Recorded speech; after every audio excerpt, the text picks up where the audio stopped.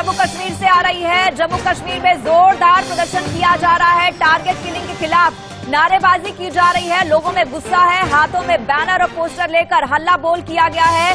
जिस तरीके से घाटी में लगातार लोगों को टारगेट किया जा रहा है, नए साल पर लोगों को टारगेट किया गया, मौत के घाट उतारा गया। इसी को लेकर हिंदू परिवारों में बेहद नाराजगी है और यही नाराजगी दिखाई दे रही है। तमाम लोग सड़कों पर उतरे हैं और मांग की जा रही है सुरक्षा की।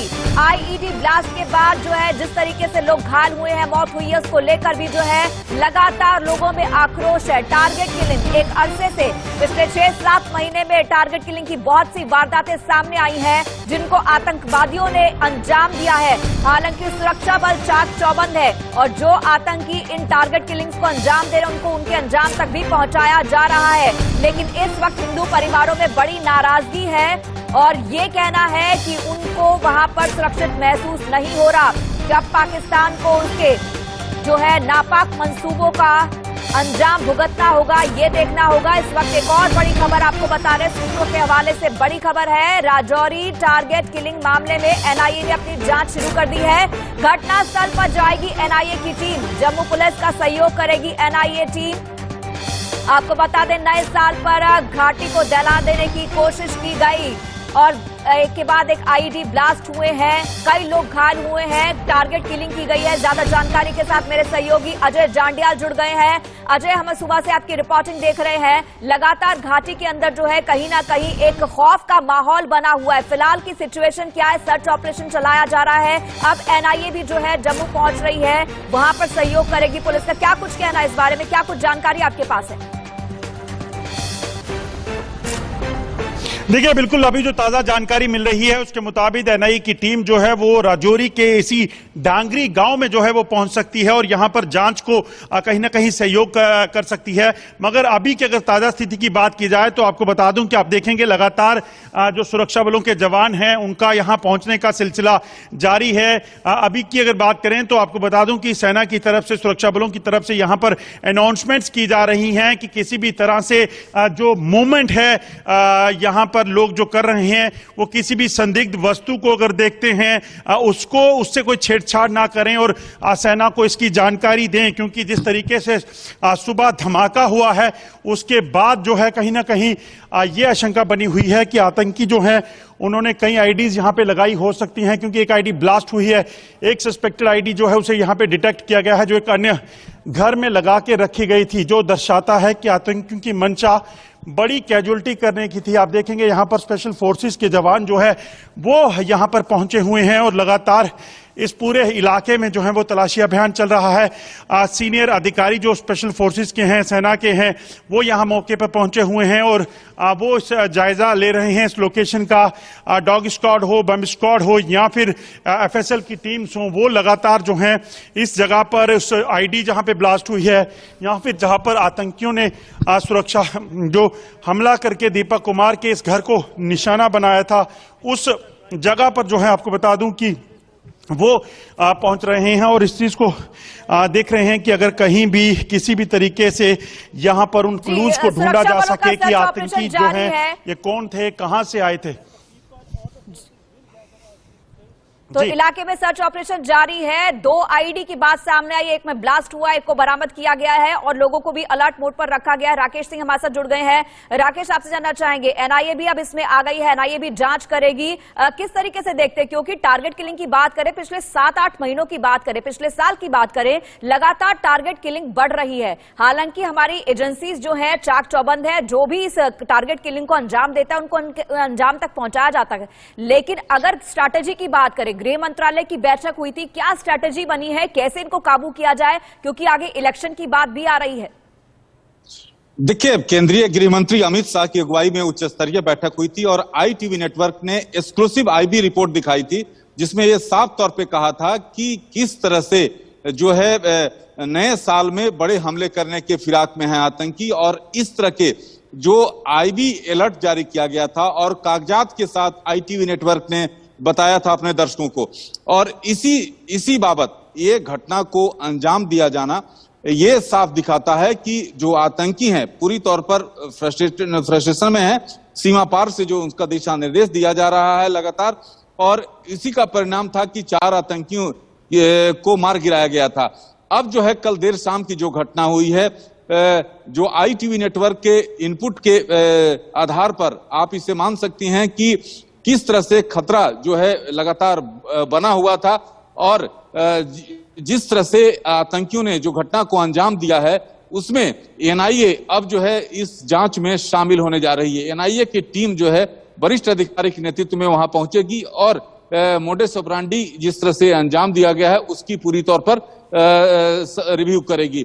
जम्मू कश्मीर पुलिस के साथ लगातार संपर्क में है NIA और सबसे महत्वपूर्ण बात यह है कि जिस तरह से आतंकियों के निशाने पर जो बड़े प्रतिष्ठान आर्मी इंस्टॉलेशन के साथ साथ जो CRPF और BSF के जो इंस्टॉलेशन है वो निशाने पर थे और ITV नेटवर्क ने सीधे तौर पर दिखाया था, जो कागजात IB की थी उसमें साफ तौर पर एक एक बिंदु का मैंने जिक्र किया था। उसमें बताया था कि आखिरकार जो जम्मू और राजौरी जैसे कौन से जगहें जो है निशाना बना सकते हैं आतंकी, जो IB से सटे हुए जो जिले थे उसको विस्तृत तौर पर जानकारी थी और इसीलिए लगातार सुरक्षा की समीक्षा की जा रही थी। सीधे तौर पर गृह मंत्री ने विभिन्न सुरक्षा एजेंसियों को आतंकियों के प्रति जीरो टॉलरेंस की रणनीति अपनाने का जो है आदेश दिया था, लेकिन आतंकी जो है पूरी फ्रस्ट्रेशन में है। जिस तरह से आतंकियों को सफाया किया जा रहा है उससे इस घटना को उन्होंने अंजाम दिया है। लेकिन राकेश, इसी बीच एक बड़ी खबर आ रही है, मैं वापस आपके पास लौटूंगी। जम्मू कश्मीर के LG मनोज सिन्हा ने इस पूरे हमले की निंदा की है, राजौरी में आतंकी हमले की निंदा की है। मृतक हर नागरिक के परिजन को मुआवजा देने का ऐलान भी किया गया है। 10 लाख रुपए की सहायता राशि दी जाएगी। एक सरकारी नौकरी देने का ऐलान किया गया। गंभीर रूप से जो लोग घायल हैं उन्हें 1 लाख रुपए देने का ऐलान किया गया है। यानी जो परिवार के लोग हैं, जो मृतक परिवार के लोग हैं, उनको जो है ये राशि दी जाएगी। और अजय जाडियाल हमारे साथ बने हुए हैं। अजय, जानना चाहेंगे पूरी खबर के बारे में। निंदा की है लेकिन इन पर नकेल कसना बहुत जरूरी है, यानी कोई ठोस रणनीति बनानी बहुत जरूरी है ताकि पाक समर्थित इस आतंकवाद को जो है जड़ से खत्म किया जाए। परिवार वालों का क्या कुछ कहना है, LG साहब का क्या कुछ कहना है, क्या अपडेट है आपके पास?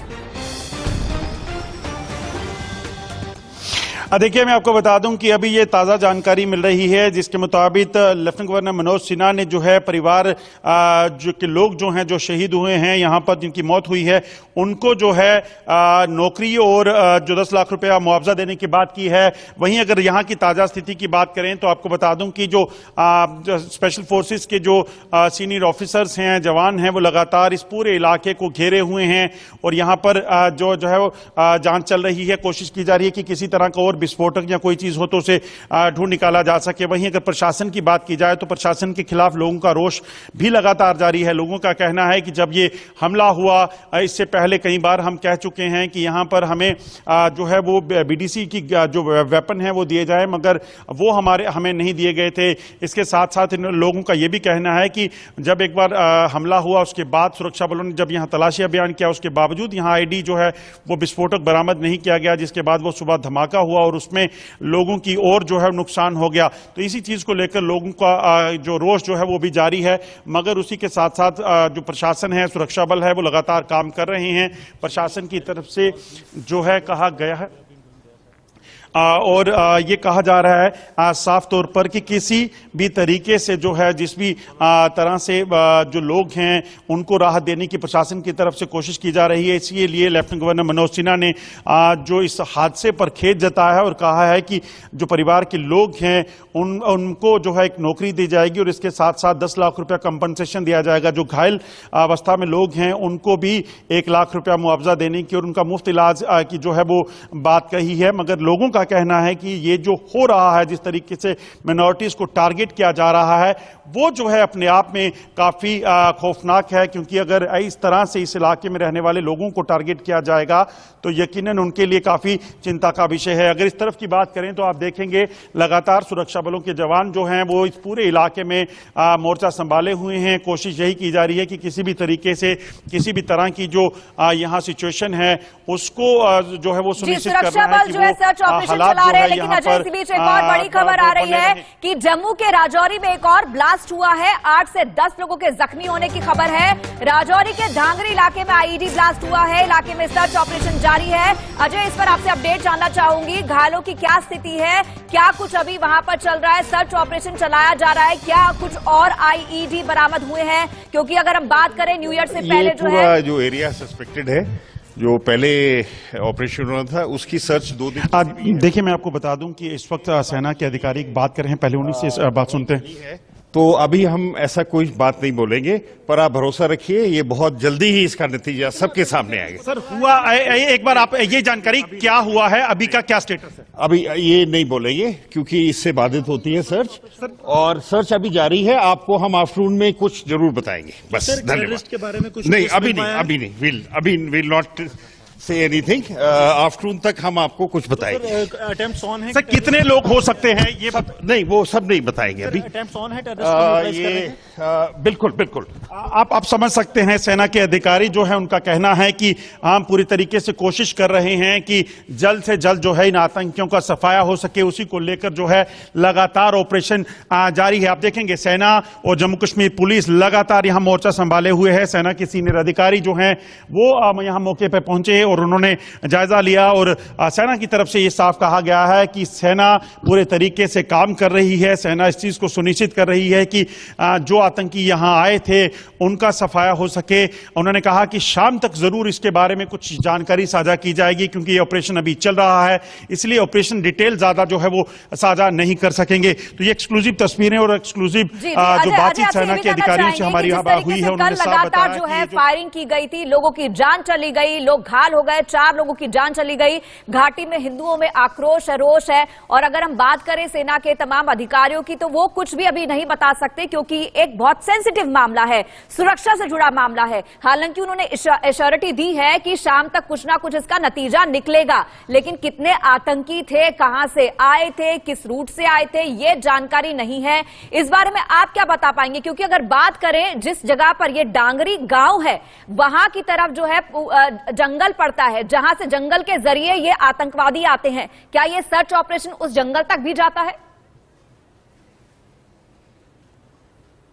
देखिए, मैं आपको एक्सक्लूसिव जानकारी देता हूं। आपको बता दूं कि आप ये देखिए, ये पहला घर है दीपक कुमार का, जहां पर सबसे पहले आतंकी आए थे, और आतंकियों ने आकर सबसे पहले दीपक को निशाना बनाया। दीपक की पत्नी और उसके बच्चे जो उस वक्त यहां पे थे, जो परिवार के बाकी लोग थे, उनको घर के अंदर जो है वो धकेला गया, उनको बंद कर दिया गया, और उसके बाद दीपक की हत्या की गई। दीपक का भाई जब सड़क पे था, वो जब यहां आने की कोशिश कर रहा था, उस पर फायरिंग की गई, जिसमें वो जख्मी हुआ।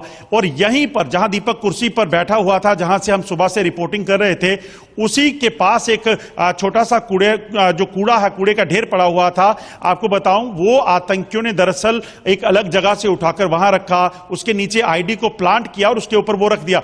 एकदम माहौल ऐसा बना दिया कि ऐसा लगे ही नहीं कि कोई आईडी यहां पे लगाई गई है, क्योंकि यह बड़ी साफ बात थी कि उसको आतंकियों को यह पता था कि यहां पर आतंकी जब हमला होगा, उसके बाद सुरक्षा बलों के जवान भी आएंगे, सिविलियंस भी सुबह इकट्ठा होंगे अफसोस करने के लिए, दीपक के परिवार के लोग होंगे। तो धमाका, टाइमर आईडीज लगाकर जो है एक बड़ा धमाका किया गया, जिसमें बड़ा नुकसान करने की कोशिश थी। मगर गनीमत यह रही इसमें कि परिवार के लोग और बाकी जो पूरे गांव के लोग हैं, रिलेटिव हैं, वो उन बॉडीज के साथ प्रदर्शन कर रहे थे सरकार के खिलाफ। और उसी वक्त यहां पे लगभग 10 के करीब जो लोग थे, जिसमें मासूम बच्चे भी थे, वो उस विस्फोट का शिकार हुए, जिसमें एक बच्चे की अभी मौत की खबर है, जबकि एक अन्य काफी गंभीर बताया जा रहा है। लगभग 10 लोग जो है जख्मी हुए थे। अब आपको यह बता दूं कि आप ये तस्वीर आप देख रहे हैं, जहां पर सेना ने इस पूरे इलाके को घेरा हुआ है, यह सिर्फ एक लौती तस्वीर है जो इस जगह पे हो रही है। मगर इसके साथ साथ आपको बता दूं कि यहां से कई किलोमीटर के इलाके पर सेना की तरफ से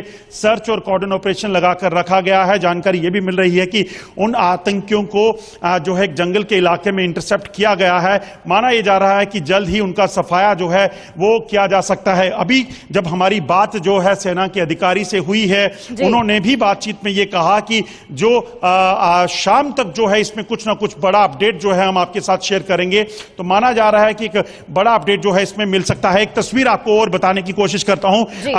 मैं अपने कैमरामैन से कहूंगा अगर यहां से आपको बता सके, ये वो घने जंगल का इलाका है। इस वक्त देखेंगे घने जंगल के इलाके में जहां पर सेना का सर्च ऑपरेशन चल रहा है, जहां पर आतंकियों को इंटरसेप्ट किया गया है, जहां पर उनके होने की आशंका जो है वो जताई जा रही है। वहां पर हेलीकॉप्टर के जरिए पूरे इलाके पर नजर रखी जा रही है। ग्राउंड पर भी जो है फोर्सेस के लोग हैं, सेना के लोग हैं। अजय, जाहिर सी बात है सर्च ऑपरेशन चल रहा है, लेकिन एक बार परिवार वालों का क्या कुछ कहना है? क्योंकि हिंदू संगठनों की बात करें, हिंदू लोगों की बात करें तो उनकी नाराजगी भी सामने आ रही है। उन्होंने भी कुछ आतंकवादियों को देखा था जो मुंह पर नकाब लगा करके आए थे। क्या कुछ जानकारी परिवार वालों द्वारा दी गई है?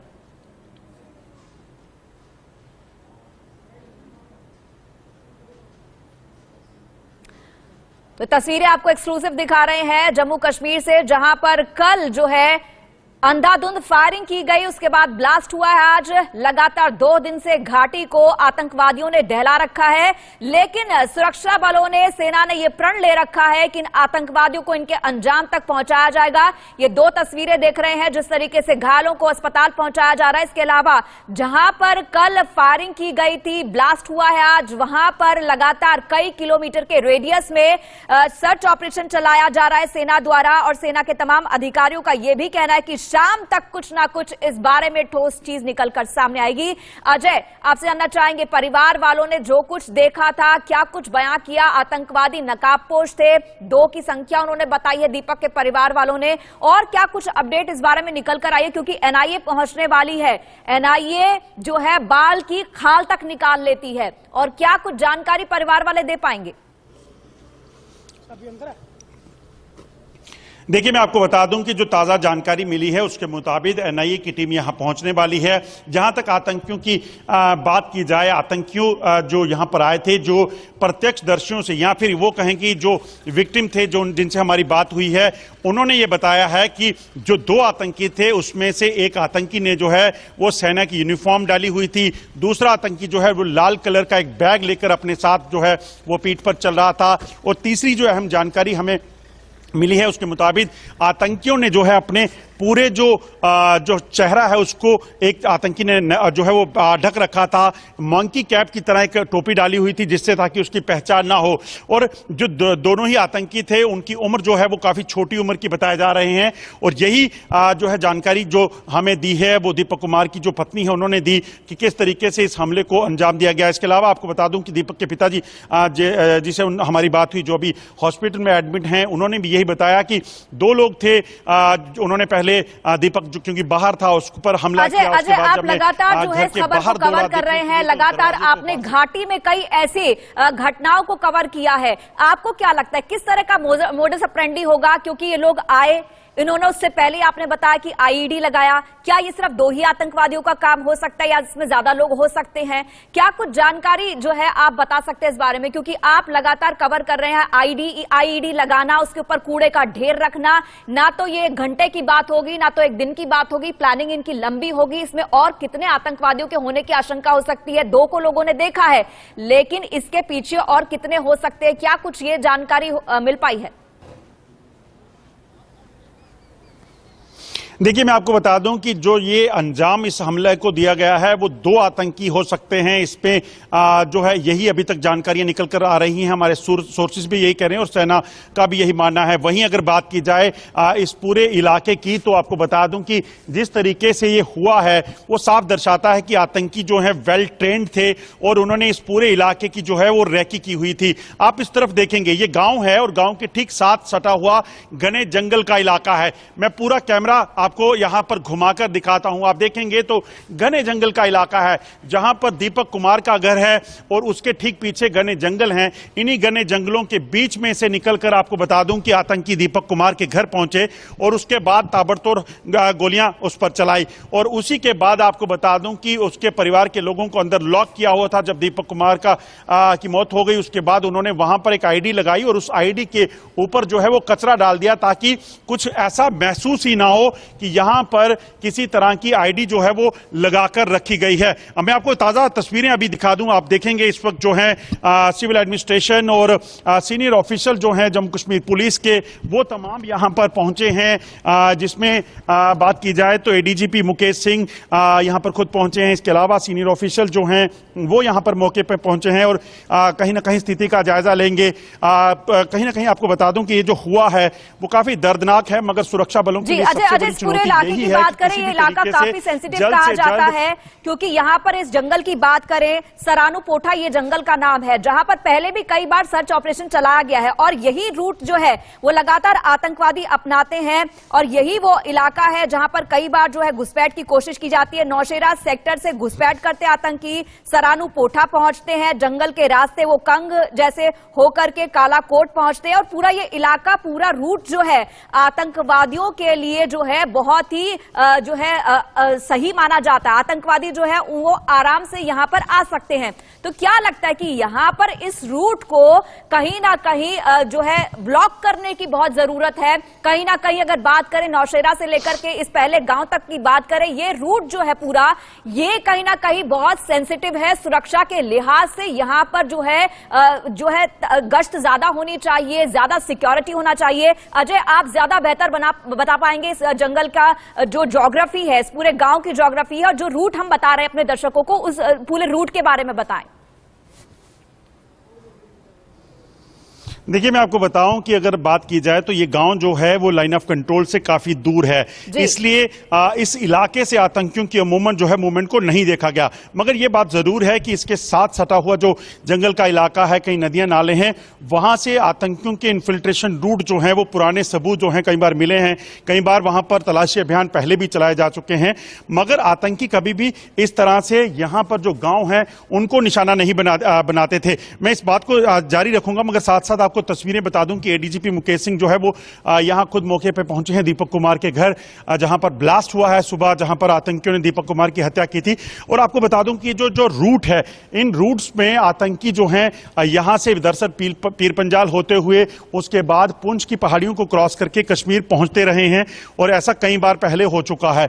मगर इस चीज को अजय, ये साफ समझ में आ रहा है कि जो गांव पहले टारगेट नहीं किया गया, जिसको सुरक्षा के लिहाज से इंपॉर्टेंट नहीं माना गया, लेकिन अब वहां पर टारगेट किलिंग हो रही है। बाकायदा आधार कार्ड देकर, आईडी देख करके आप पर गोली चला दी गई है। अजय, वापस आपके पास आऊंगी अपडेट के लिए, फिलहाल इसी के साथ रुकेंगे छोटे से ब्रेक के लिए। आप जुड़े रहिए।